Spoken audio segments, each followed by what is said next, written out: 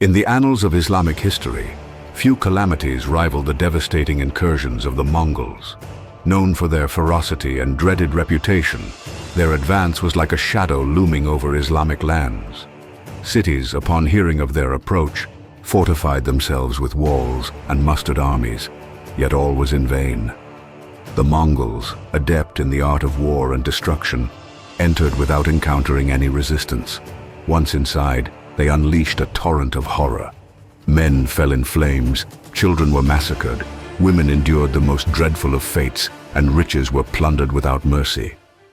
In the year 700 of the Islamic calendar, news of the imminent Mongol advance toward the land of Sham, also known as the Levant, shrouded the region in a cloak of terror and desperation. With Islam weakened and the lands fragmented, panic seized the population, multiplying their calamity. Amidst the anguish, the renowned Muslim scholar Ibn Taymiyyah emerged as an inspiring leader in the great mosque of the Umayyads. He called upon Muslims to resist, discouraging them from fleeing and urging them to invest their resources in defense, reminding them that defending faith and land was their fundamental duty. His call was a beacon of hope in dark times, instilling courage in the hearts of those willing to confront the storm ahead. Amidst the crisis, the task of convincing the population to resist became imperative, as fleeing represented a grave error and an irreparable loss for faith, land, and nation.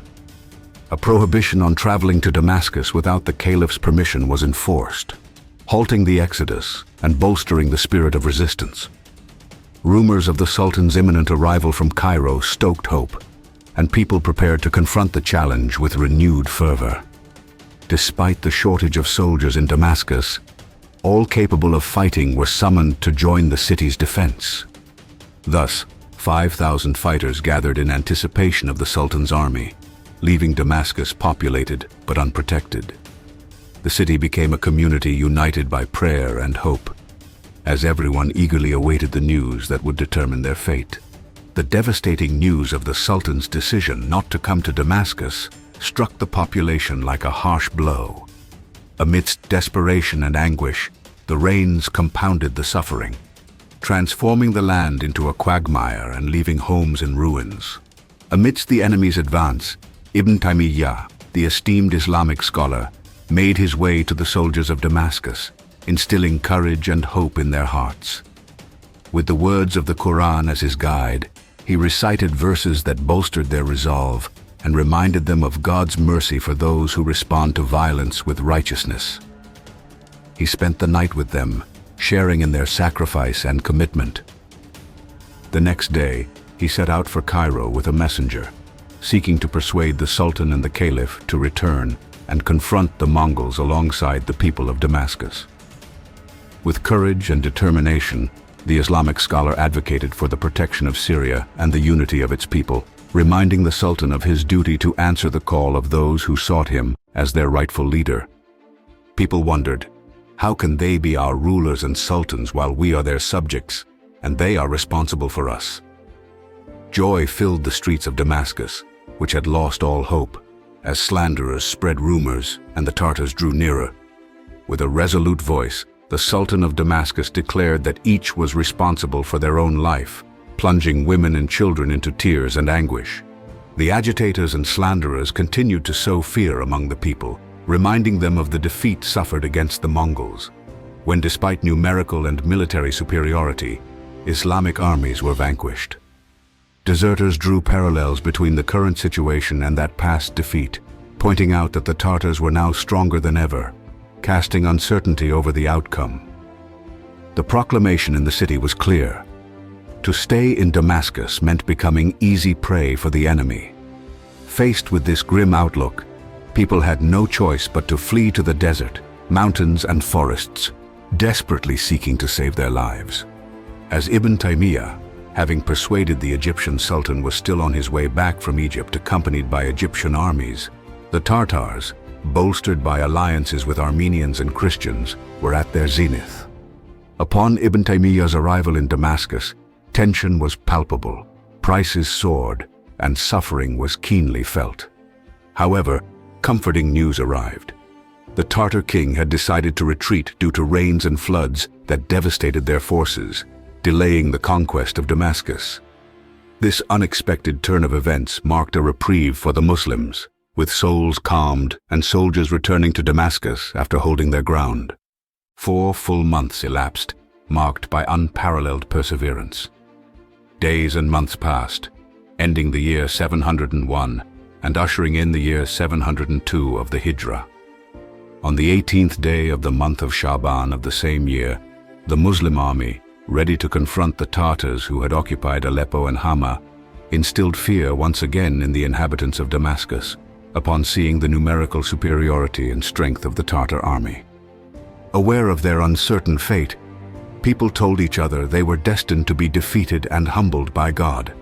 However, they gathered, forming alliances to face the enemy and strengthening their resolve. It was proclaimed in the city that no one should remain within its walls, urging all to join the army and defend Islam. Inspired by his faith, Ibn Taymiyyah approached the soldiers fleeing from Aleppo and Hama, informing them about the prince's alliance and their determination to confront the Tartars. He assured them they would be victorious this time, reminding them of divine aid and reciting Quranic verses that bolstered their confidence in God. While Muslims yearned for unity, a group of individuals sought to sow discord among them. They propagated the idea that the Tartars respected Islam. In the face of this confusion, Ibn Taymiyyah intervened to refute such claims, explaining that these Tartars were akin to rebels who had risen against Muslim leaders in the past. This truth was understood by the people and endorsed by the scholars, strengthening their determination for combat. On the 14th day of Shaban, the troops of Syria departed from Al-Jisr, clad in unusual attire, which sparked speculation among the population. Some believed they were heading to choose a battlefield, while others thought they were simply fleeing. This uncertainty instilled panic among the people, leading them to seek refuge in the fortress of Damascus and fill the streets with worry. As morning illuminated Damascus, the scholar Ibn Taymiyyah prepared for battle, donning his war attire and stepping out through the gate of victory, accompanied by his followers, ready to personally face the fray. However, the people misinterpreted his departure as an act of fleeing, blaming him for preventing their escape. Despite the accusations, he remained silent. As Damascus was left devoid of soldiers and scholars, thieves and looters seized the opportunity, raiding orchards and wreaking havoc among the population. The uncertainty about the fate of the Muslim army further complicated matters, as the lack of news left inhabitants unsure if the battle had taken place or who emerged victorious. Day and night, they climbed minarets and vantage points, anxiously scanning for answers, fearing the advance of the Tartar legions but regaining hope when the dust settled. Uncertainty and fear gripped the inhabitants of Damascus as they pondered how the Islamic army could confront the vast Tartar legions, superior in number. Amidst anguish and concerns, desperation seized them, plunging them into their darkest and most terrifying days. Just when hope seemed to fade away completely, a messenger from the Egyptian Sultan burst into the city with encouraging news. The Egyptian soldiers had arrived earlier than expected to join forces with the Syrians, camping together and ready to confront the enemy. At that crucial moment, as the Tartar armies approached Damascus and the sacred month of Ramadan began, the city was engulfed in a mixture of hope and fear. The atmosphere was charged with palpable concern as the Islamic armies halted in the Shaqhab field, ready to confront the enemy. Amidst this tension, a letter from the Egyptian Sultan reached Damascus, urging the population to pray for the Muslim armies and to close the city gates for protection. In the midst of the battlefield, the Sultan and religious leader Ibn Taymiyyah broke their fast before the troops, demonstrating the importance of physically strengthening themselves for the impending confrontation. With the Muslim army organized and Sultan Al-Nasir at the center of the formation, supported by the caliph and religious and political leaders, all necessary precautions were taken before the battle commenced. Inspired by verses from the Quran, the Muslim troops aligned with determination. As the battle ensued, the struggle was intense and bloody. Despite severe losses, victory initially favored the Muslims, but the situation grew more challenging as the combat progressed, and the Tartars continued to multiply. At a critical moment, the Sultan called upon Khalid ibn al-Walid for assistance, but it was Ibn Taymiyyah who corrected him, reminding him that true help would come from God. The Sultan, regaining his composure, beseeched God for aid, bravely facing an uncountable enemy. The Muslims faced a fierce battle, but stood firm with great patience. Ibn Taymiyyah, amidst the combat, penned courageous lines about the struggle. Then, they challenged the enemy amidst a dense dust cloud, their weapons gleaming beneath it. Ibn Taymiyyah continued to instill courage, announcing that the Tartars were surrounded. The Muslims, in a ferocious effort, decimated the Tartars in uncountable numbers, chasing them to the river, where many perished trying to cross it. The survivors, upon reaching Baghdad, faced the wrath of the people of Iraq, who decimated them and acquired valuable spoils.